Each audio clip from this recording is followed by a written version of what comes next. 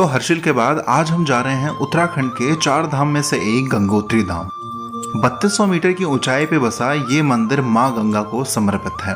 ये वही जगह है जहाँ राजा भगीरथ ने हजारों सालों तक तपस्या की थी, जिसके बाद ही भगवान शिव की जटाओं से बहते हुए माँ गंगा धरती पर अवतरित हुई। यहाँ राजा भगीरथ ने जिस शिला के ऊपर तपस्या की थी उसे भागीरथी शिला के नाम से जाना जाता है। इस शिला से करीब 100 मीटर आगे सूर्य कुंड है, जहाँ वे सूर्य देव को अर्घ्य दिया करते थे। यहाँ आज भी हर सुबह भागीरथी की धारा सूर्य देव को पूर्व दिशा में अर्घ्य देते हुए